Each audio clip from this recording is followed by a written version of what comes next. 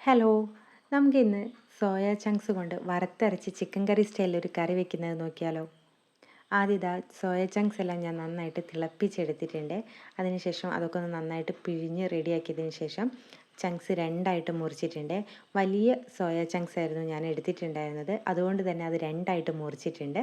പിന്നെ അതിലേക്ക് ഒരു വലിയ സവാള, ഉരുളക്കിഴങ്ങ്, ഒരു തക്കാളി, രണ്ടോ മൂന്നോ പച്ചമുളക്, പിന്നെ മസാലപ്പൊടികളായിട്ട് മുളക് പൊടി, മഞ്ഞൾപ്പൊടി, ആവശ്യത്തിനുള്ള ഉപ്പ്, ഇതെല്ലാം ചേർത്ത് കുറച്ച് വെള്ളം കൂടി ഒഴിച്ച് നന്നായിട്ട് മിക്സ് ചെയ്ത് വേവിക്കാൻ വേണ്ടി വെക്കുന്നുണ്ട്. കുക്കറിലാണ് ഞാൻ വെക്കുന്നത്. ഒരു വിസിൽ വരുന്നത് വരെയാട്ടോ വെക്കുന്നത്. അപ്പോഴേക്കും നമുക്ക് അതിലേക്കുള്ള അരപ്പ് തയ്യാറാക്കാം. ഒരു മുറി തേങ്ങയാണ് എടുത്തിട്ടുള്ളത്. പിന്നെ കുറച്ച് വെളുത്തുള്ളിയും കൂടെ ചേർത്ത് കൊടുത്തിട്ടുണ്ട്. എന്നിട്ട് നന്നായിട്ട് വഴറ്റിയെടുക്കുകയാണ് കേട്ടോ.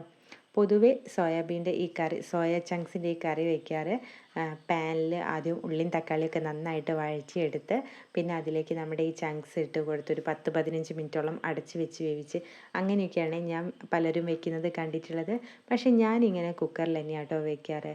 രാവിലത്തെ നമ്മുടെ ഈ ഓട്ടപ്പാച്ചിലിൻ്റെ ഇടയിൽ എവിടെയെങ്കിലുമൊക്കെ ഒന്ന് സമയം നമുക്ക് സ്പെൻഡ് ചെയ്യാൻ കിട്ടുമോ നോക്കിയിട്ടാണ് നമ്മൾ പണിയെടുക്കുക അല്ലേ.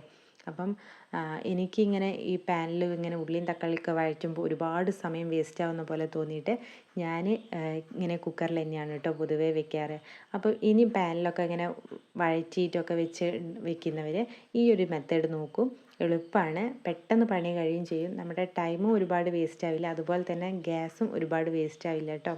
എളുപ്പമായിട്ട് കാര്യങ്ങൾ ചെയ്യാൻ വേണ്ടി പറ്റും. അപ്പം ഈ മെത്തേഡ് ഒന്ന് ട്രൈ ചെയ്ത് നോക്കേ. അപ്പോൾ അതാ നമ്മുടെ തേങ്ങയൊക്കെ ഒന്ന് നന്നായിട്ട് വറുത്തായി വരുന്നുണ്ട്.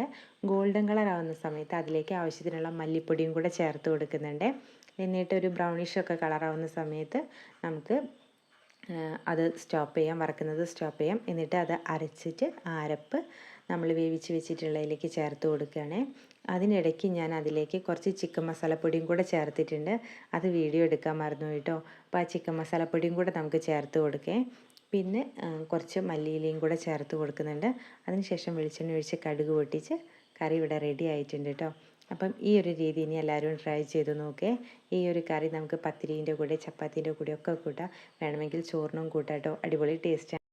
അപ്പോൾ എൻ്റെ വീഡിയോ കണ്ട് ഇഷ്ടപ്പെട്ട് കഴിഞ്ഞാൽ ലൈക്കും കമൻറ്റും ഷെയറും സബ്സ്ക്രൈബും ചെയ്ത് എല്ലാവരും ഒന്ന് സപ്പോർട്ട് ചെയ്യണേ.